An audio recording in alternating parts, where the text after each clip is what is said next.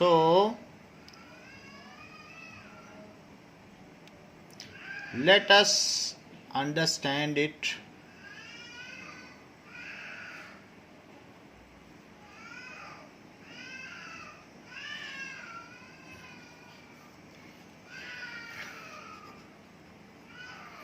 ये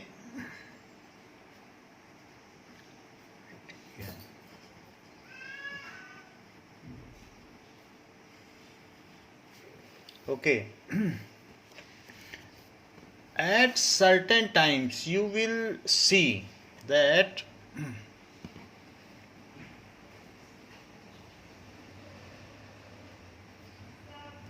कि ये जो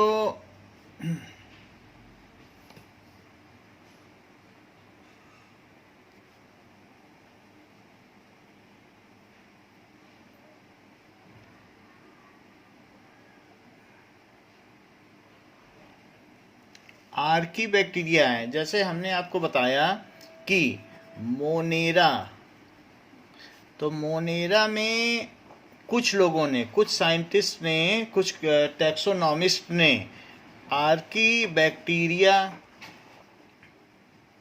यू बैक्टीरिया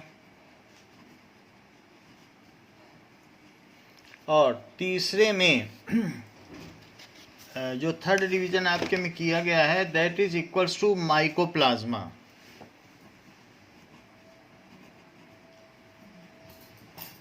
माइकोप्लाज्मा, ये 3 बेसिक डिवीजन्स किए गए हैं, लेकिन यू बैक्टीरिया के अंदर आपके में साइनो बैक्टीरिया भी रखा गया है। तो साइनो बैक्टीरिया कुछ नहीं है, ये एक तरीके का एल्गे है, ब्लू ग्रीन एल्गे, जिसके बारे में हमने डिटेल से पढ़ा। सो साइनो बैक्टीरिया के अंदर ही नॉस्टॉक भी आता है। तो इस तरीके से है। और कुछ एक्टिनोमाइसिटीज़ भी हैं। एक्टिनोमाइसिटीज़ का मतलब है जिनकी कोई कैटेगरी नहीं है, अभी उनको ये नहीं पता लगाया जा सका है कि उनका मोड ऑफ रिप्रोडक्शन क्या है, मोड ऑफ न्यूट्रिशन क्या है, या वो इंटरमीडिएट स्टेज में है इनके, यस एट सर्टन स्टेज वो इसमें रहते हैं, कभी इसमें रहते हैं, कभी इसमें रहते हैं। तो एक एक्टिनोमाइसिटीज़ भी है जो डिवीज़न हम लोगों ने देखा, एक्टिनोमाइसिटीज़। तो that is it is nothing more, much more is known about them, much more is not known, या फिर इनके में कोई ना कोई इंटरमीडिएट कुछ न कुछ फीचर्स होते हैं। तो इस तरीके से 3 तो है ही, बट हमने साइनोबैक्टीरिया को अलग से पढ़ा है। और अब हम आर्की बैक्टीरिया पर आ रहे हैं। आपकी बुक में 3 डिवीजन है, आर्की बैक्टीरिया, यू बैक्टीरिया और mycoplasma. So archaebacteria are in harsh habitat, extremely salty area में पाए जाते हैं, या हॉट स्प्रिंग्स में पाए जाते हैं जिसको थर्मो एसिडोफाइल्स कहते हैं, या मार्शी एरिया में पाए जाते हैं जिन्हें मीथेनोजेंस कहते हैं। सो these are very primitive bacteria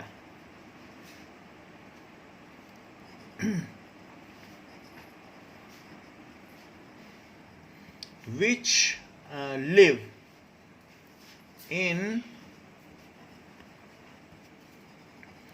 very harsh climatic condition.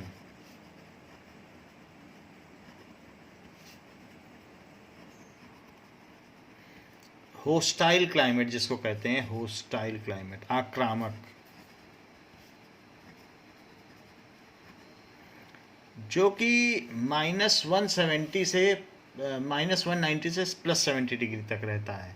So some extremely salt area में रहते हैं, some live in extremely salt areas, जिनको हेलोजेंस, जो साल्ट फार्मिंग है उसे हेलो कहते हैं, हेलो का मतलब साल्ट होता है, तो उसको कहते हैं हेलोफाइल्स। फाइल्स का मतलब loving. So now it is known as halophiles.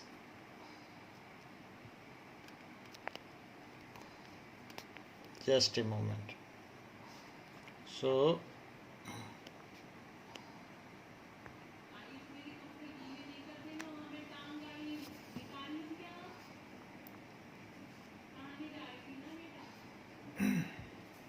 Now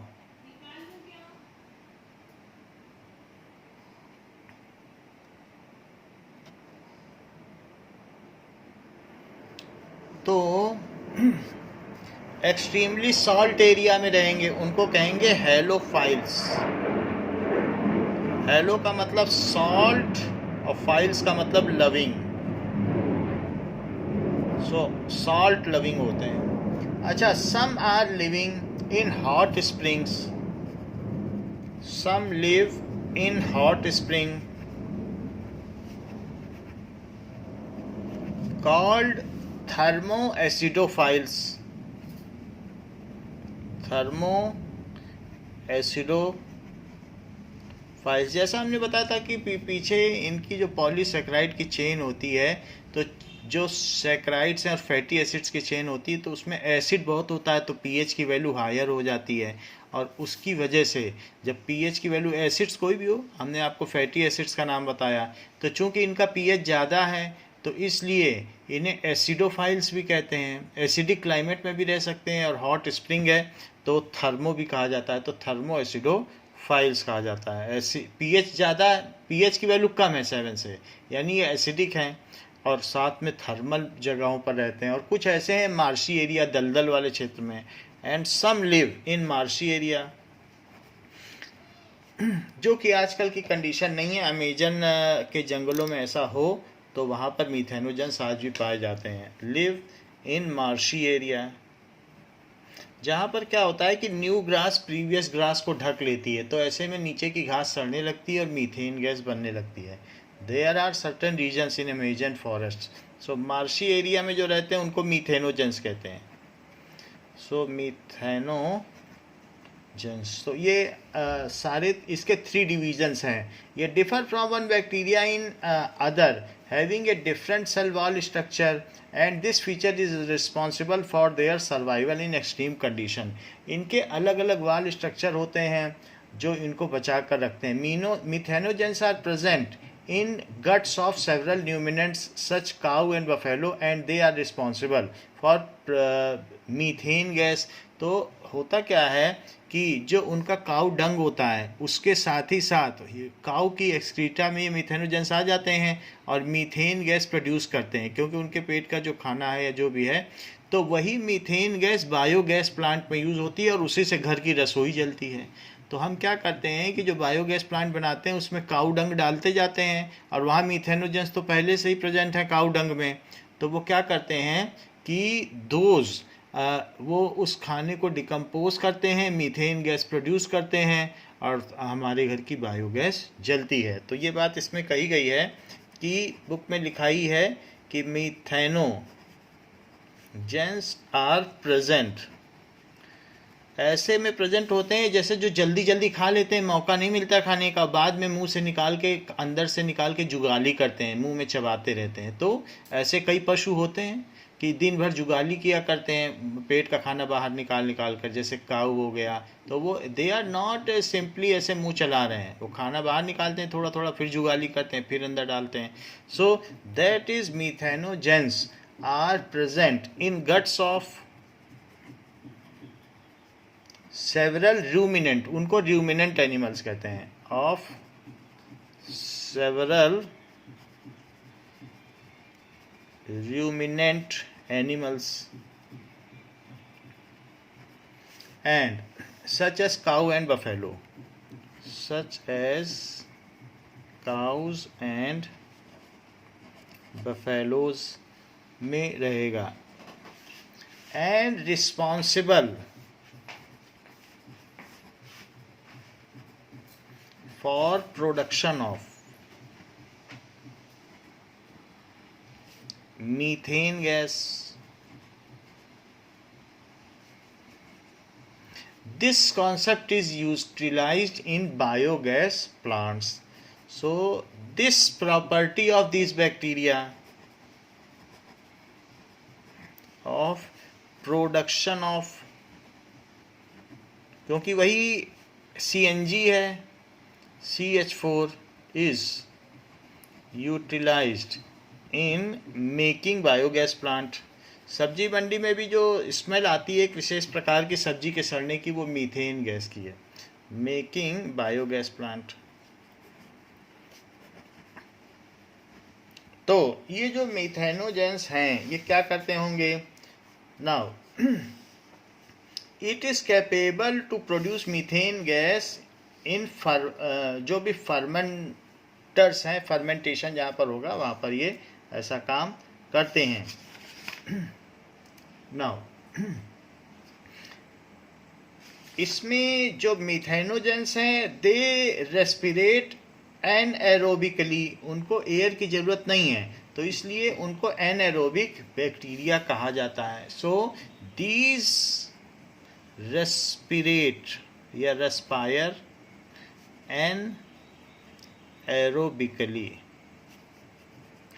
यानी अगर इनको ग्लूकोज दे दिया जाए तो ये ग्लूकोज से मीथेन गैस डिकम्पोज करके प्रोड्यूस कर लेते हैं और 2 एटीपी एनर्जी जो उससे निकलती है बस उसमें काम चला लेते हैं। जैसे हमने देखा कि ग्लूकोज से लैक्टिक एसिड बन जाता है, कभी ग्लूकोज से एल्कोहल बन जाता है, उसी तरीके से ग्लूकोज से मीथेन भी बनाया जा सकता है। तो ये ग्लूकोज से, क्योंकि वहाँ पर जो एनिमल रूमिनेंट्स हैं या जहाँ जहाँ मार्शी एरिया वहाँ इन्हें ऑक्सीजन नहीं मिल पाएगी, दब गए हैं। अब दलदली एरिया में जहाँ पे दलदल है वो सब ग्रीन दलदल है, सड़ गई हैं ग्रीन चीज़ें, लेकिन वहाँ पर there is a depravity of oxygen, oxygen है ही नहीं, तो कैसे सरवाइव करेंगे? सो दे रेस्पिरेट एनएरोबिकली, यानी without oxygen, without oxygen and convert, ठीक है, जो भी कार्बोहाइड्रेट्स हैं, hydrates into methane. Now we will see how they are converting carbohydrate into methane. So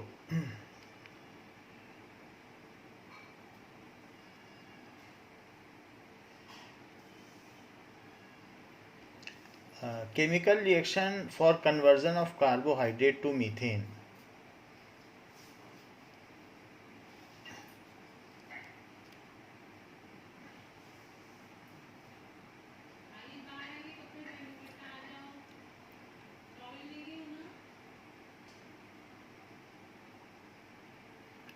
So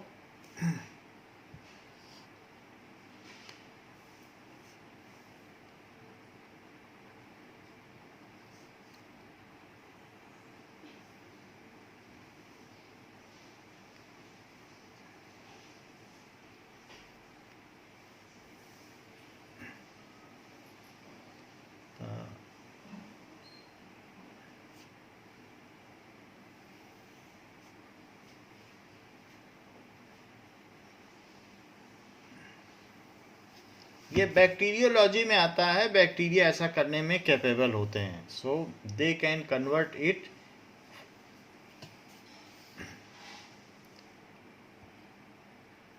like this.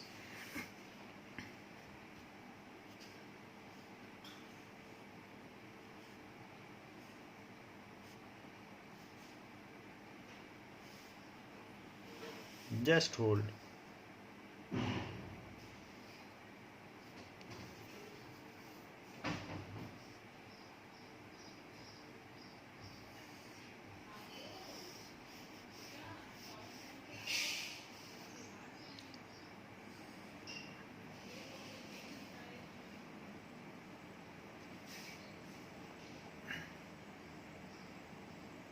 Methane and water produce होता है, यानी कि कार्बन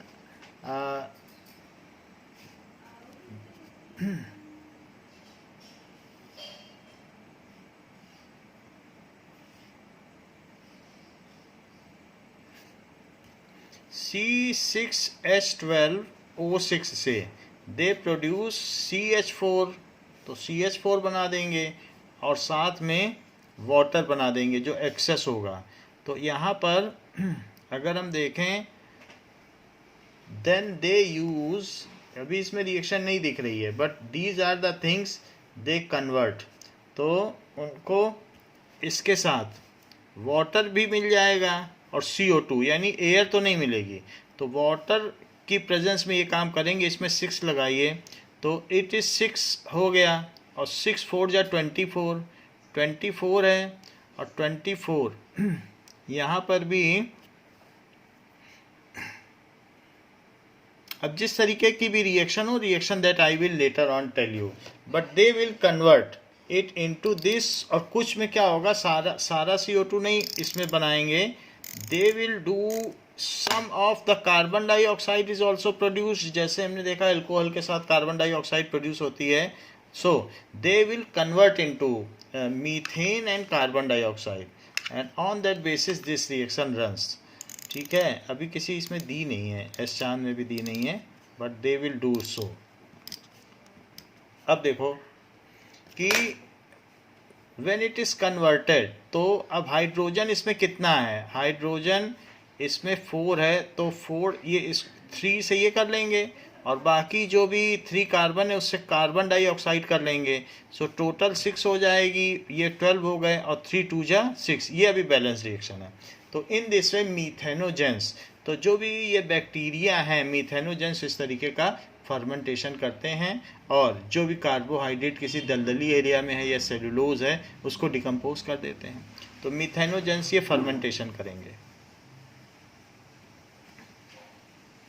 ओके, इसके अलावा जो हमारे पास दूसरे तरीके के बैक्टीरिया हैं, होस्टाइल क्लाइमेट में रहते हैं, दैट इज़ हेलोफाइल्स। उसकी वजह से the colour of see sometimes red दिखने लगता है, और कई बार क्या होता है कि अलग अलग कलर का ब्रोमीन है तो रेड ब्राउन दिखने लगता है। तो सी के डिफरेंट कलर्स इनकी वजह से होते हैं। और एक है थर्मो एसिडोफाइल्स। तो thermo acidophiles are doing aerobic respiration and in acidic medium। सो दूसरी चीज क्या है कि थर्मो एसिडोफाइल, जिनको हमने आपको बताया कि thermo acidophiles do respiration in acidic medium. और ऐसे ही एसिडिक मीडियम में नहीं है, एसिडिक मीडियम का मतलब है सल्फ्यूरिक एसिड भी होंगे तो भी वो जिंदा रहेंगे। Example sulphuric acid. और बहुत हाईली एसिडिक मीडियम में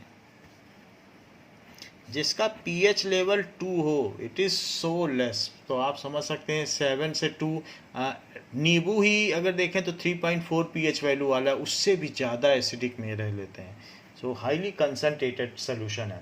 ठीक है, सो अगर हम pH वैल्यू 2 माने तो H+ की जो कंसनट्रेशन है, कंसनट्रेशन को ब्रैकेट से डिनोट किया जाता है 10⁻⁻² मोल पर लीटर, यानी 98 होता है सल्फ्यूरिक एसिड का, तो 0.98 ग्राम पर लीटर अगर इतने मोल पर लीटर हो तो भी ये जिंदा रह जाते हैं। तो H+ की वैल्यू इतनी हो देन उसका pH 2 माना जाएगा। तो that can live in that medium, acidic medium में ये काम करते हैं, इसलिए इनको थर्मो एसिडोफाइल कहा जाता है। Now such bacteria that is archaebacteria are ancient bacteria. ये अभी इस तरीके का कहीं क्लाइमेट हो तो हो, बट ये एंशियंट में ये अबंडेंट था अर्थ में तो पाए जाते थे, अब हर जगह नहीं पाए जाते हैं। So archaebacteria are ancient bacteria.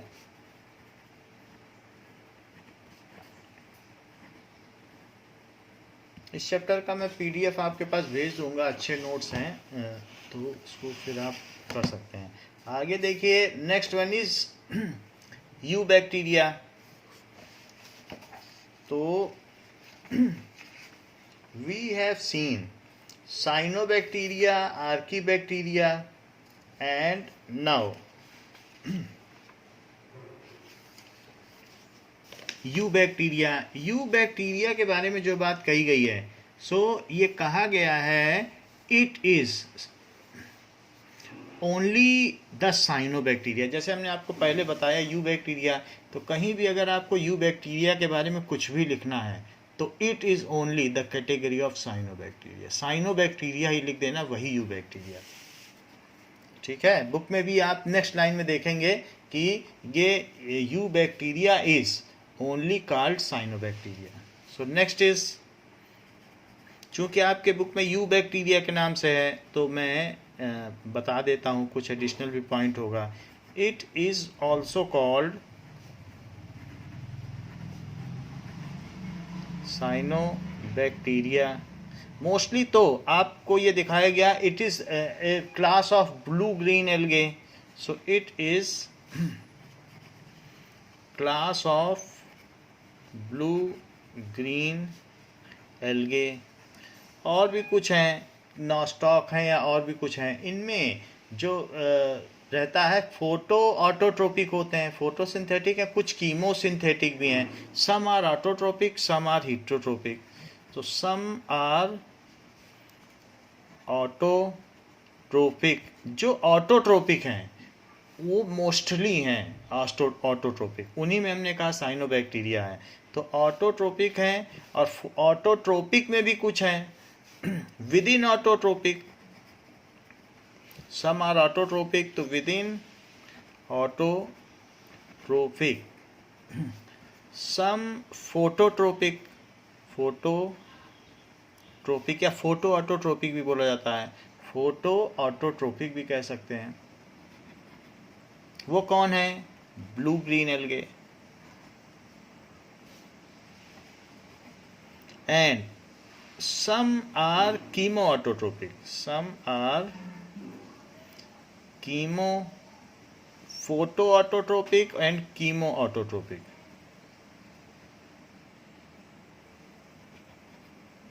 कीमोऑटोट्रोपिक का दूसरा नाम है कीमोसिंथेटिक ऑटोट्रोपिक भी कह सकते हैं, जो केमिकल से काम करें. तो ऐसे भी होते हैं. वो नॉस्टॉक है, वो केमिकल से खाना बना लेगा.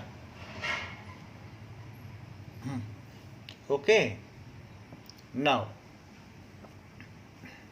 some are autotrophic and some are chemoautotropic bacteria.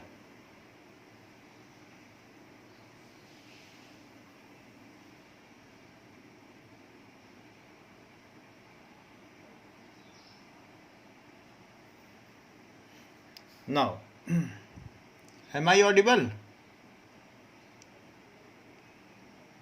आवाज आ रही है?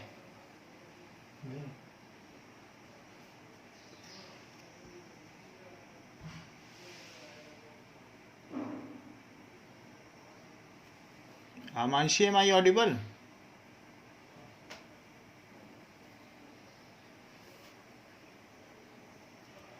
Okay. So nostoc is other kind of heterotropic bacteria. How this is also autotropic. Now next one is, एक हमने बताया आपको autotropic है, and other is heterotropic. While some are heterotropic, तो heterotrophic bacteria most abundant हैं. Example क्या है? Decomposers. सो जितने भी डिकम्पोजर्स हैं या माइक्रो ऑर्गेनिजम्स हैं, so they are found in environment and used as sanitary inspectors, so called sanitary inspector.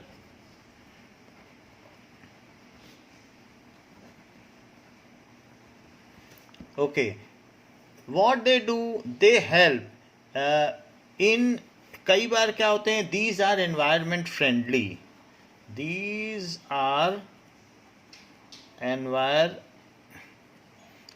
friendly, they clean the environment and makes worthy to live. environment friendly होते हैं.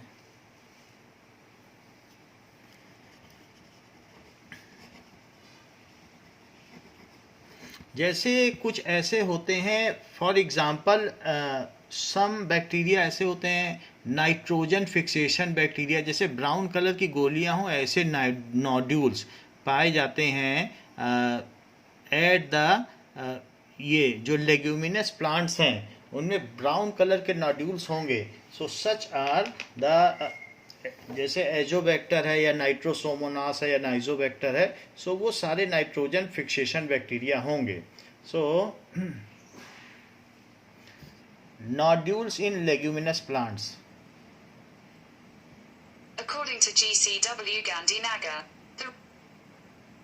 तो इस तरीके से देखा जा सकता है कि जो लेग्यूमिनस प्लांट्स हैं उसमें नोड्यूल्स देखने को मिलते हैं, गांठें। ये ब्राउन कलर के होते हैं मिट्टी में अगर देखे जाएं, and it is the nitrogen fixation. ये नाइट्रोजन फिक्सेशन के काम में आते हैं, नाइट्रोजन को फिक्स कर देते हैं इन दिस मैनर। ओके, सो इसके और भी कई काम हैं। सो ये इन्वायरमेंट फ्रेंडली हैं, मेक एनवायरनमेंट क्लीन। सम हीट्रोट्रोपिक बैक्टीरिया, कुछ ऐसे हीट्रोट्रोपिक बैक्टीरिया हैं जो कि क्या करते हैं, सम heterotrophic bacteria are lactobacillus bacteria. दिखने में रॉड लाइक स्ट्रक्चर है, लेकिन लैक्टिक एसिड, मिल्क को लैक्टिक एसिड दही को कहते हैं, तो मिल्क में लैक्टिक एसिड थोड़ा सा प्रेजेंट है, बट वही बाद में कंप्लीटली लैक्टोबैसिलस बैक्टीरिया की वजह से दही में बदल जाता है। तो इस तरीके से some heterotrophic bacteria used for curding milk, ये सब हमने साइनोबैक्टीरिया में पढ़ा है, that is lactobacillus bacteria. Bacillus का मतलब है rod like, so lactobacillus bacteria.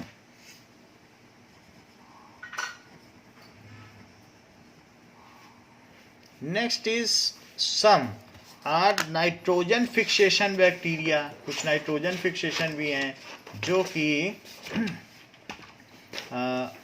पाए जाते हैं। Some are nitrogen fixation bacteria.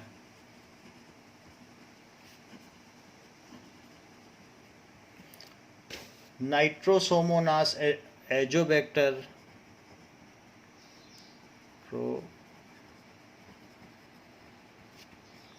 Azotobacter, Rhizobium, ये सारे नाइट्रोजन फिक्सेशन बैक्टीरिया हैं जिनका हम लोगों ने साइकिल भी देख लिया कि किस किस तरीके से ये काम करते हैं। सो नाइट्रोबैक्टर भी हो गया, इसमें नाइट्रोसोमोनास भी हो गया, तो they are nitrogen fixation bacteria. इसके अलावा देयर आर सम पैथोजेंस, यानी बीमारी पैदा करने वाले भी हैं। Some are harmful bacteria also, some heterotrophic bacteria are harmful.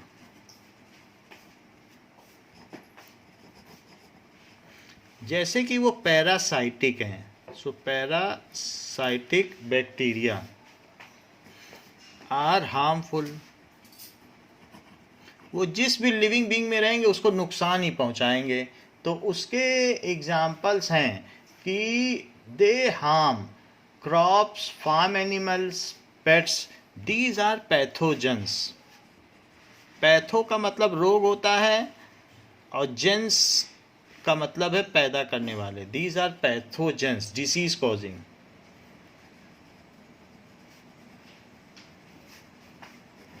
They harm, किसको किसको नुकसान पहुंचा सकते हैं, ह्यूमन बीइंग को कर सकते हैं, कुछ रॉट कर देते हैं या विल्ट कर देते हैं पौधों में, सो प्लांट को नुकसान पहुंचा सकते हैं।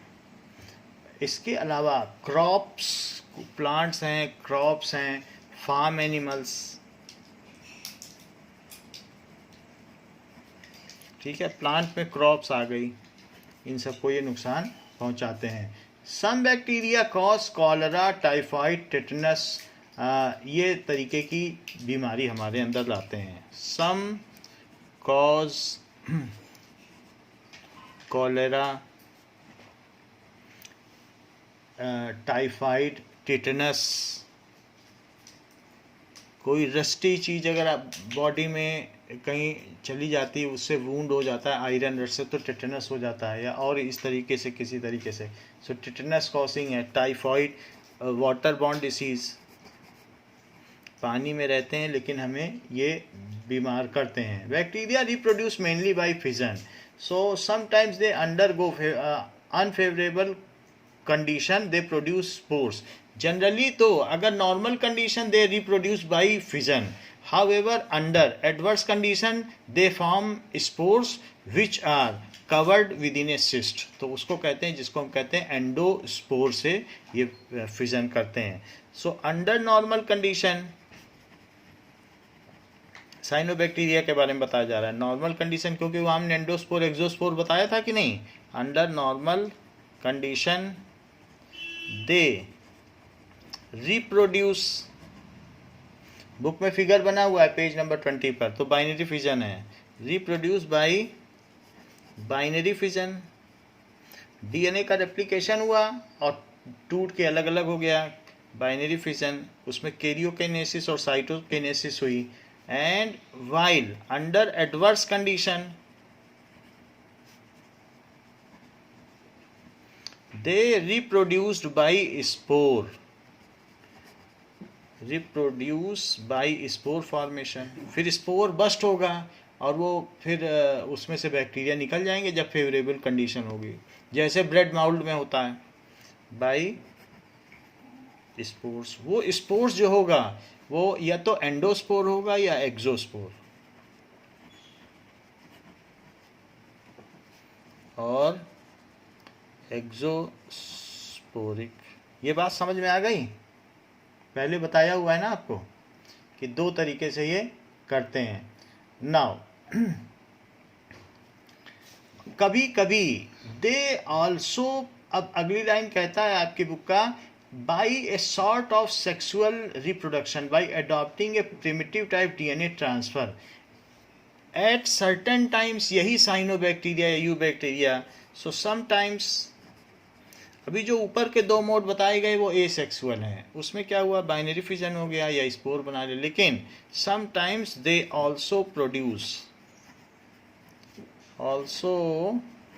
Produce sexually by transfer of DNA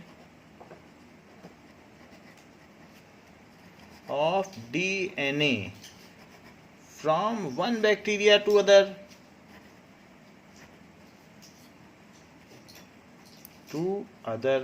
तो इस तरह, इसमें जैसे हमने आपसे कहा था ट्रांसडक्शन, ट्रांसफॉर्मेशन, और तीसरा क्या था, बताइए. तो हमने आपको 3 मोड्स बताए थे कि नहीं. Conjugation,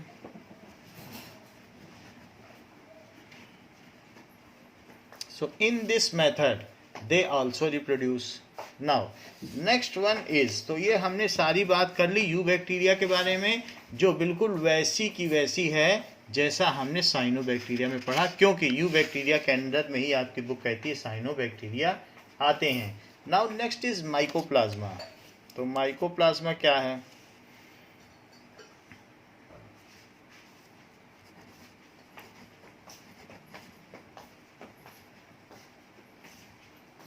Mycoplasma.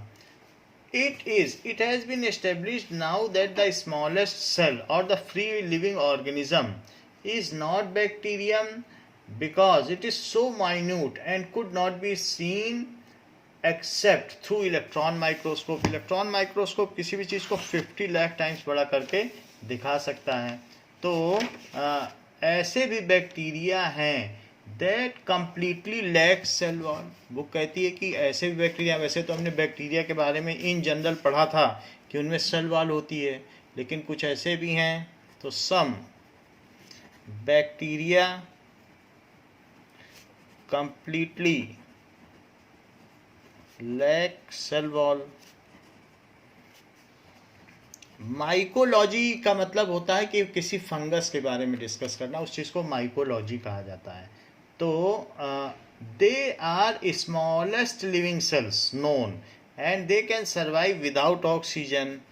They are smallest. वैसे तो बैक्टीरिया जो होता है 1 से 10 माइक्रोमीटर साइज का होता है, उनमें भी सबसे छोटा ये है. Smallest living cell which can be seen through electron microscope, through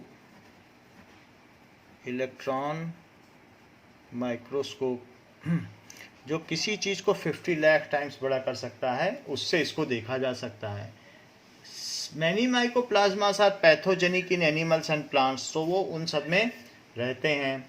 and Louis Pasteur discovered the existence of such organism which is causative agent of pneumonia और contagious disease of cattle। तो जो जानवरों में contagious disease होती है उसे mycoplasma ही transfer करते हैं।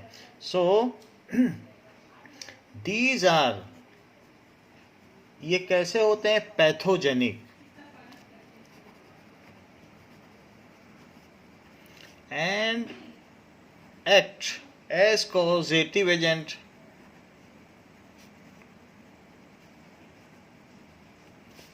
हवा में भी चलते रहते हैं, तभी तो न्यूमोनिया हो जाता है।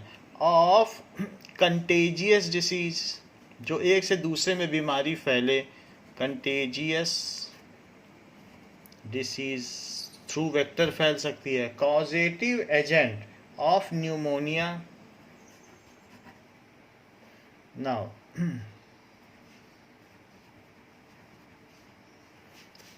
and contagious disease in cattle में there are several kinds of organism, but the smallest is of 0.1 micron। ये इतने छोटे हैं, बैक्टीरिया का साइज 1 से 10 माइक्रोन होता है, लेकिन ये 1.1 माइक्रोन के हैं। देयर साइज इज, बैक्टीरिया में भी और छोटा, 0.1 माइक्रोमीटर, जबकि 1 माइक्रोमीटर हमने 9th में पढ़ा है, लेकिन ये कह रहा है कि 0.1 माइक्रोमीटर तक भी इनका साइज हो सकता है। In size their cells are like virus which in size resembles like virus.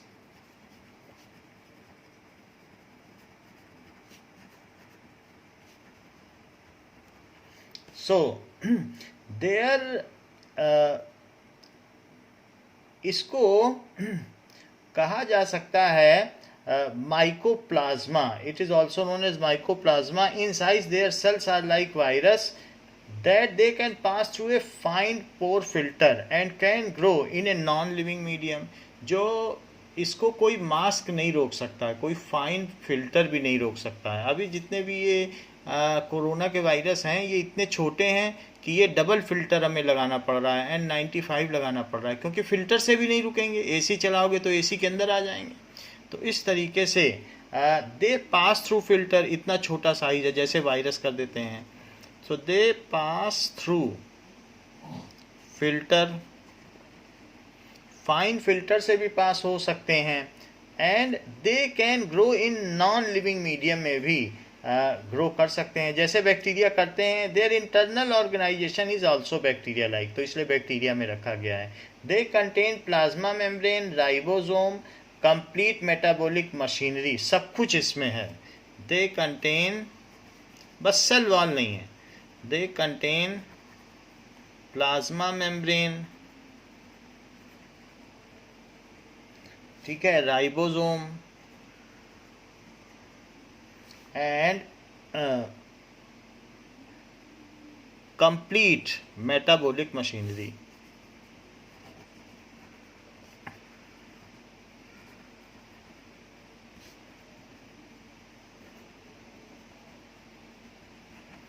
So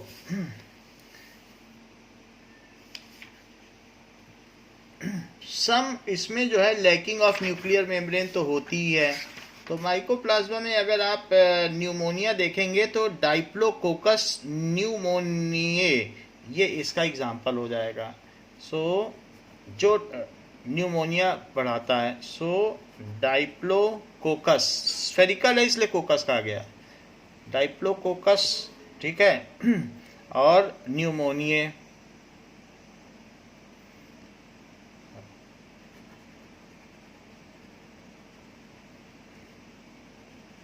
तो ये हो जाएगा माइकोप्लाज्मा। माइकोप्लाज्मा समझ में आया? बताओ। नेक्स्ट इज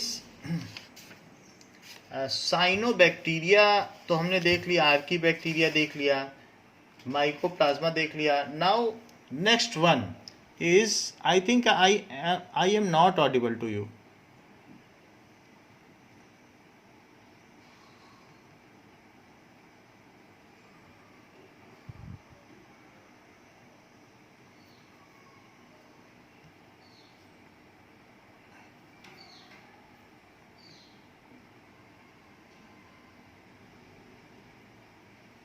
आवाज आ रही है मेरी?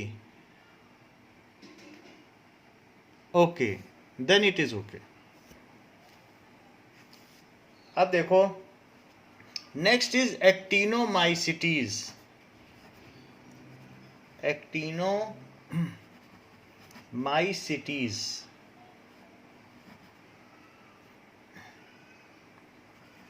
नेक्स्ट कैटेगरी इसकी एक्टिनोमाइसिटीज है। So those micro organism link the bacteria and fungi, यानी उसमें कुछ फंगी की प्रॉपर्टी है और कुछ बैक्टीरिया की है।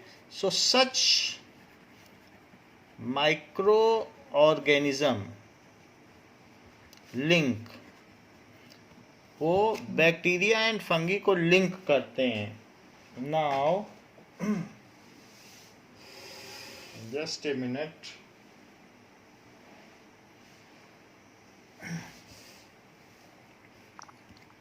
they link bacteria and fungi, इन दोनों को ये लिंक करते हैं। So like the fungi their structure consist of thread. जैसे आपने देखा कि किसी भी फंगी में एक हाइफे लाइक स्ट्रक्चर होता है कि ऊपर इस तरीके से, और जो बाद में नीचे हाइफे है उसे माइसीलियम कहते हैं, क्योंकि अलग अलग ये जो नीचे का स्ट्रक्चर होगा वेब लाइक, और उनकी जाल बन जाती है। So when web like structure of hyphae is called mycelium in fungi. Web like यही है हाइफे, लेकिन ये कभी वेब लाइक बन जाता है, पूरा जाल नीचे फैल जाता है। स्ट्रक्चर ऑफ हाइफे, क्योंकि अब आगे जब फंगी में पढ़ेंगे तो फिर पता चल जाएगा, इज माइसीलियम। तो इनमें भी माइसीलियम लाइक स्ट्रक्चर होता है, जबकि स्पोर है, स्पोरेंजियम में स्पोर रहता है, ठीक है। और ये फिलामेंट है, फिलामेंट, और नीचे की जो रूट है ये ब्रेड माउल्ड है, जिस ब्रेड पे ये पैदा हो रहे हैं। सो इसलिए इन सब में क्या होता है, they have structure like mycelium. तो they have multicellular thread like structure like fungi. तो मल्टी सेलुलर, पहली बात यही है कि मल्टी सेलुलर तो इन्हें होना ही नहीं चाहिए था, लेकिन हैं मल्टी सेलुलर। ये तो यूनिसेलुलर होते हैं prokaryotic. Cellular thread like structure of mycelium like fungi. तो इस वजह से इनको बीच में रखा गया है। इसके अलावा दे हैव एसेक्सुअल स्पोर्स, जो कि एंडोस्पोर्स भी रहते हैं। They are heat killed and not heat resistant, इन्हें हीट से किल किया जा सकता है। So they also have endospores. Also have, endospore में क्या होता है, बाहर एक सिस्ट होती है और उसके अंदर बहुत सारे सेल कैरियोकिनेसिस होती रहती है, डिवाइड होते हैं। सिस्ट तब टूटेगी जब नॉर्मल कंडीशन आएगी। सो दे आल्सो हैव एंडोस्पोर, ये भी एंडोस्पोर ही है, एंडोस्पोर, क्योंकि न्यूक्लियस बाहर नहीं निकलता, अंदर ही अंदर रहता है। तो इस तरीके से द एक्टिनोमाइसिटीज आर सेप्रोफाइट्स और पैरासाइटिक। या तो ये मरे पे पैदा हो सकते हैं, मृतोपजीवी हैं, या ये हो सकते हैं परजीवी, जिंदा पर भी उनकी बॉडी के अंदर रह सकते हैं। सो हैं हीट्रोट्रोपिक, लेकिन हीट्रोट्रोपिक के 3 होते हैं, होलोजोइक, सेप्रोफाइटिक, पैरासाइटिक। तो उनमें ये पैरासाइट हैं जो लिविंग पे रहते हैं, या सेप्रोट्रोपिक सड़ी गली चीज़ों पे रहते हैं। सो दे आर सेप्रोफाइटिक और पैरासाइटिक। तो फंगी की तरह बिल्कुल बिहेव करते हैं। The actinomycetes are saprophytic. Some of these successfully live in soil, while other and they are found in that is semi-aquatic habitat. इन्हें इसलिए ऐसा कहा गया क्योंकि इनका न्यूक्लियस वेल डिफाइंड नहीं है, तो इसलिए इसे बैक्टीरिया की कैटेगरी में रखा गया। जिसका न्यूक्लियस वेल डिफाइंड नहीं है वो प्रोकैरियोटिक है और उसे मोनेरा कहा जाएगा। बाकी इनमें न्यूक्लियस वेल डिफाइंड ना होते हुए भी इनमें माइसीलियम पाया जा रहा है। ठीक है, सो इस तरीके से some members are known to decompose like ये किसी में अगर आप इन्हें फिनॉल में डाल दो, पेट्रोलियम में डाल दो तो ये गल जाते हैं, ये डिकम्पोज हो जाते हैं। In actinomycetes the reproduction takes place by fragmentation of hyphae. जब हाइफे टूटता है तो रिप्रोडक्शन इनमें होता चला जाता है एंड ये सारी चीज़ है। तो बैक्टीरिया है, हम लोग बैक्टीरिया के बारे में बात कर रहे हैं। तो some bacteria are helpful for us and they save us from disease. Such bacteria, उनकी टेबलेट बनाई जाती है और उनको एंटीबायोटिक कहते हैं। तो कुछ ऐसे भी होते हैं जो हमें बचाते हैं बीमारियों से। तो अब एंटीबायोटिक को भी यही ध्यान कर लेना चाहिए, क्योंकि बैक्टीरियोजेनेटिक disease also can be cured by some other bacteria which have power to kill them or stop their reproduction cycle। किसी न किसी तरीके से या तो उसमें सेल वाल ना बनने दें, क्योंकि सेल वाल नहीं बनेगी तो बैक्टीरिया बढ़ेगा नहीं। So some bacteria are helpful in blocking reproductive mechanism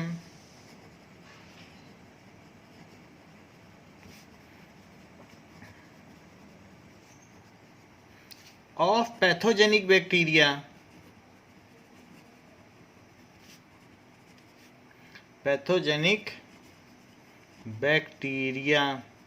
either blocking their cell wall making mechanism, उनको सेल वॉल ही नहीं बनाने देगा,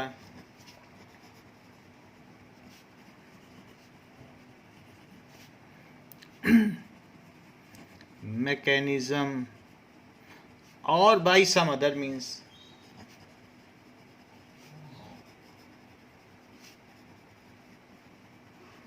These are called, ये बैक्टीरिया ही हैं बट फ्रेंडली हैं, called antibiotics। जब एंटीबायोटिक्स हम लेते हैं तो बैक्टीरिया की टेबलेट है, हम जीवाणुओं को ही लेते हैं antibiotics. Okay, it has great medicinal value. For example streptomycin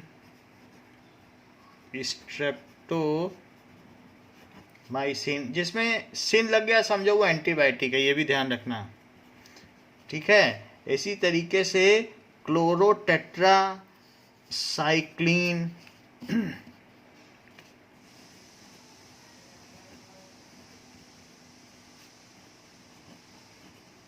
इन सबको ज़्यादातर को करने का श्रेय लुई पास्चर को जाता है। क्लोरएम्फिनॉल अभी भी दी जाती है एसएसक्यू में, एसएमसी में, सो फीवर के लिए दी जाती है क्लोरएम्फिनॉल।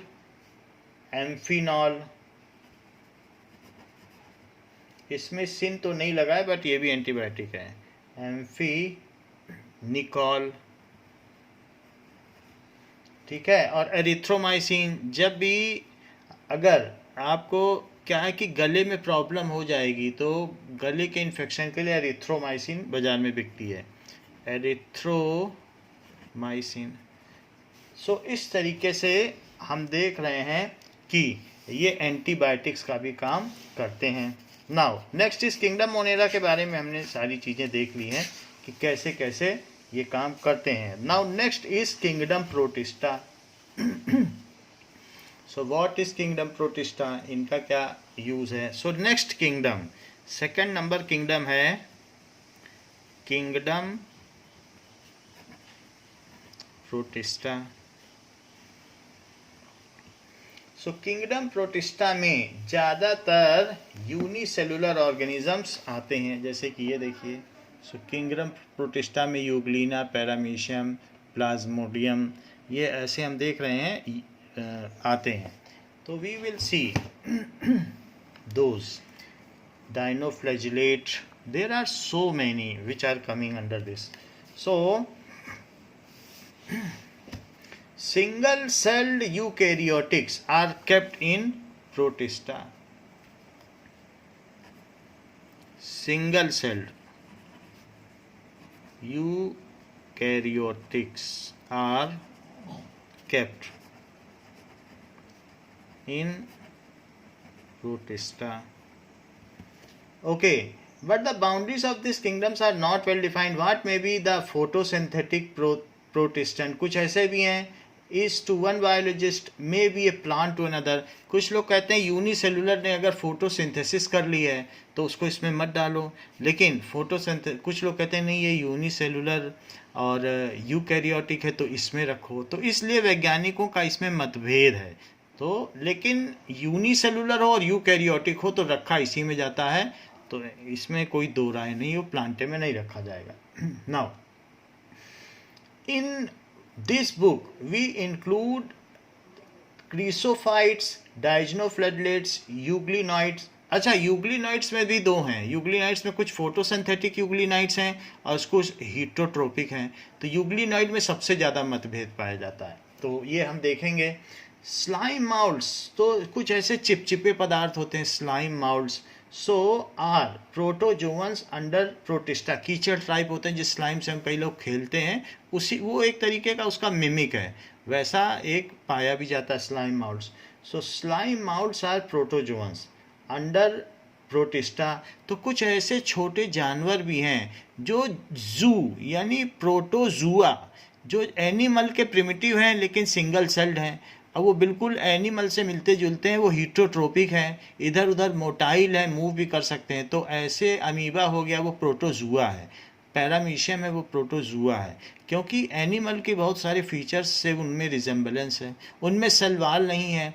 तो इस तरीके से कुछ ऐसे भी प्रोटिस्टा होंगे जिनमें सलवाल भी होगी. वो सारी चीज़ें हम देखेंगे, क्योंकि इन्हीं प्रोटिस्टा से आगे चल के प्लांटे भी हुआ है, इसी से डेवलप हुआ है फंगी, और इसी से डेवलप हुआ है एनिमेलिया. तो ये इन तीनों का गवर्निंग मेंबर है तो प्रोटिस्टा ही. सो क्रिसोफाइट्स हैं, डाइनोफ्लैगेलेट्स हैं, यूग्लिनॉइड्स हैं, ये सारे इसके अलग अलग फाइलम हैं जिन पे हम अलग अलग चर्चा करेंगे. जैसे हमने देखा था कि मोनेरा में क्या हो गया था, आर्कीबैक्टीरिया, यूबैक्टीरिया, फिर साइनोबैक्टीरिया, इसके बाद एक्टिनोमाइसिटीज और माइकोप्लाज्मा, ये अलग अलग ग्रुप थे. तो ऐसे इसके भी फाइलम होंगे. नाउ प्रोटोजोआ या इसमें जो प्रोटिस्टा है, members of protista is primarily aquatic, ज़्यादातर पानी में रहते हैं, and form a link with plants, animals and fungi. So they are, ये कौन है? So they are, they give a link for evolution of plant, fungi and animalia. So these are primitive organisms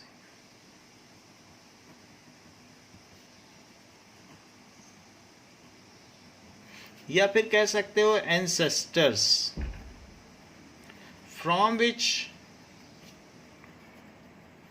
plant, fungi and animalia are evolved. तो इस तरीके से ये एक evolutionary link भी देते हैं. Some are heterotrophic and some are autotrophic. Some are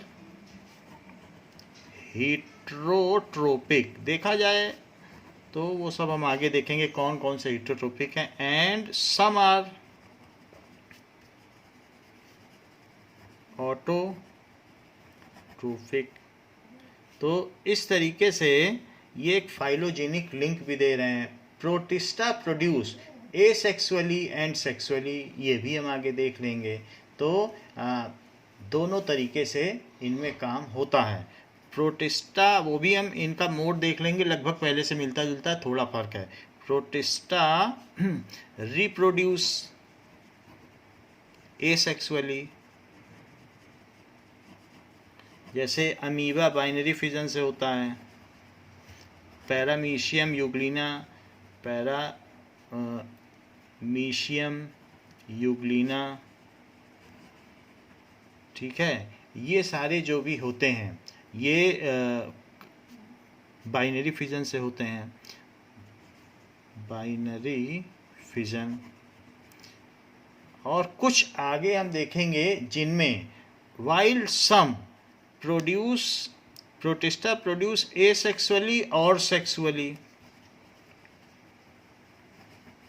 sexually में भी हम आगे देखेंगे, यूग्लिना आएगा तो उसमें भी दोनों मोड पाए जाते हैं, that we will discuss later on, ठीक है। Some protista are very similar to animals, so those are called protozoa. Some protista are very similar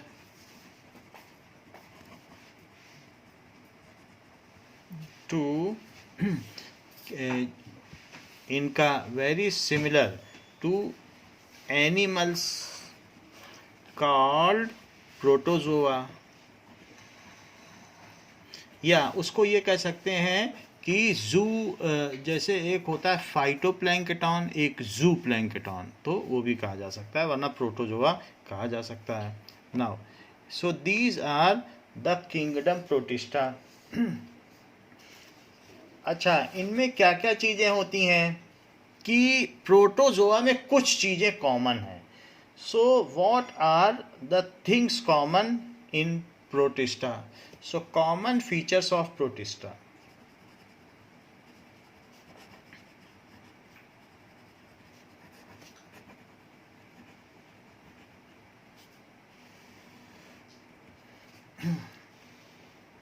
they are having eukaryotic cell. आपको यूकैरियोटिक सेल मालूम है, eukaryotic cell में सब कुछ होता है, गाल्जी ऑपरेटस होता है, एंडोप्लाज्मिक रेटिकुलम से लेकर 10 सेल ऑर्गेनल्स होते हैं। तो ये स्पेशलाइज्ड होते हैं, जो प्रोटिस्टा होते हैं इनमें डिवीज़न ऑफ लेबर होता है। तो पहली चीज़ क्या होते हैं, division of labour takes place within the cell, takes place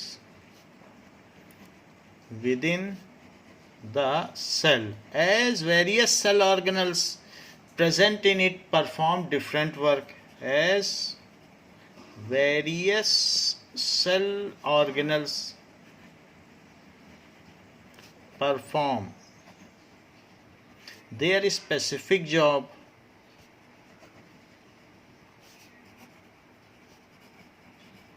so these are, ये स्पेशलाइज्ड सेल्स होते हैं, ठीक है। सो मेम्ब्रेन बाउंड ऑर्गेनेली हैं, सब कुछ है। इफ क्लोरोप्लास्ट, तो so these are specialized in their work, lysed cell. If chloroplast contain chlorophyll, मतलब इनमें अगर प्लास्टिड्स में क्लोरोप्लास्ट है, then it do photosynthesis. If plastids, फिर वो प्लांटे की कैटेगरी में आ जाएगा।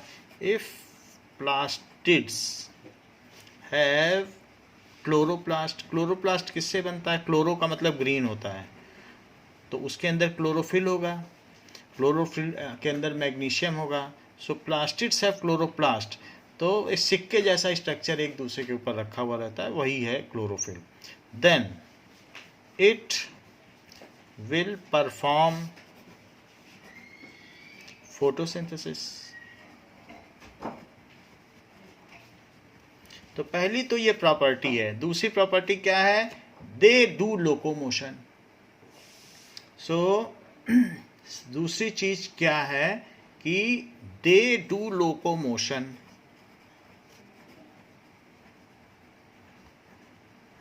आइदर बाई स्यूडोपोडिया,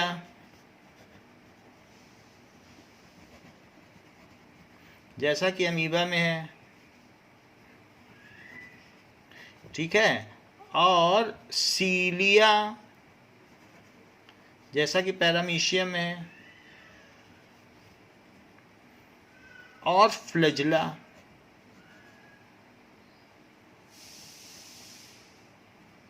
जैसा कि यूग्लिना में है। तो ये लोकोमोशन कर सकते हैं। तीसरी बात क्या है, रिप्रोडक्शन किस तरीके का होगा। So protista like bacteria and other monerans have an immense reproductive potential while the optimum condition prevail they reproduce several times a day। तो बहुत जल्दी जल्दी बढ़ते हैं। ये माइटोटिकली भी कर सकते हैं और ए माइटोटिक यानी अदर देन मियोसिस भी कर सकते हैं। ठीक है। Every time such division result in the production of 2 daughter cells. They also reproduce sexually. So reproduction is sexual and asexual both। During sexual reproduction, 2 cells fuse together and the chromosome or of one is transferred to other। जैसे हमने देखा था transduction एक तरीके का conjugation होता था, उसमें ट्रांसफर नहीं हो गया था। कंजुगेशन में 2 अलग अलग तरीके के सेल F- और F+ वाले पास आ गए थे। F- को फीमेल कहा जाता था, F+ को मेल कहा जाता था। तो फिर जिसने ट्रांसफ़र किया वो F+ होता था। ये बात देखी थी कि नहीं कंजुगेशन में। तो ऐसा इनमें भी होता है। सो एंड दे जाइगोट भी फॉर्म होते हैं, जाइगोट का भी फॉर्मेशन होता है। So they reproduce sexually. ठीक है। अब हम आपको इसका मीनिंग तो नेक्स्ट क्लास में बता ही देंगे। माइटोटिकली एंड ए माइटोटिकली, यानी ए माइटोटिक क्या है ये बताएंगे। माइटोटिकली तो ये ए सेक्सुअली है, दे रिप्रोड्यूस ए सेक्सुअली और सेक्सुअली। ठीक है। Resulting in formation of zygote, in formation of zygote. इसमें जाइगोट भी बन जाता है, फॉर्मेशन। तो इसका रिप्रोडक्शन सिस्टम भी देखेंगे, जाइगोट। तो इनमें एक ये भी फीचर है। ये इसके अलावा भी यहाँ पर दैट इज प्रोड्यूस, जब 2 इनमें ऑर्गेनिज्म एक साथ मिलेंगे, so this is called syngamy. Gametes तो हम जानते हैं रिप्रोड्यूस करने के लिए 2 लोग पास आते हैं, और 2 लोग जब साथ आ गए तो सिन का मतलब साथ और गेमी। So this kind of reproduction is called syngamy. This type जिसमें कॉपुलेशन होता हो, वो पास पास रहते हों और फिर उनमें से एक से दूसरे में मटेरियल ट्रांसफ़र होता हो genetic. So this type of reproduction, human में ये कॉपुलेशन कहलाएगा, पशुओं में कॉपुलेशन कहलाएगा, लेकिन इन छोटे प्राणियों में ये सिंगेमी कहलाएगा। This process of reproduction is called syngamy.